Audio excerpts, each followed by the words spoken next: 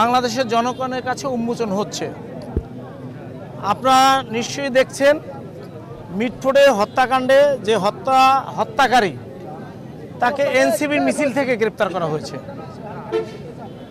আবার বিএনপির উপরে হামলাকারী যারা তারা ওখানে অংশগ্রহণ করেছে।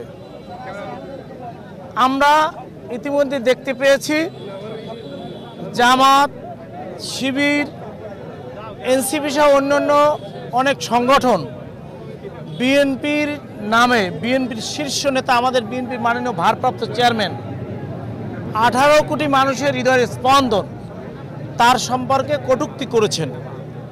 আজকের আপনাদের মাধ্যমে আমরা বলতে চাই তাদেরকে নিঃশর্ত ক্ষমা চেতে হবে। তারেক রহমান সম্পর্কে যে কটূক্তি করেছেন, কুরুচিপূর্ণ বক্তব্য দিয়েছেন, তাদেরকে নিঃশর্ত ক্ষমা চেয়ে জনগণের কাতারে আসতে হবে। আর না হয় এর জবাব আমরা রাজপথে দিয়ে দেব। আমাদের হাইকমান্ডের নির্দেশ, দেশের জনগণের সাথে থাকুন, জনগণের পাশে থেকে জনগণের অধিকার আদায়ের জন্য আমাদের নেতা বিএনপির মাননীয় ভারপ্রাপ্ত চেয়ারম্যান জনাব তারেক রহমান নির্দেশ দিয়েছেন। আমরা তার নির্দেশে পালন করতে বদ্ধপরিকর।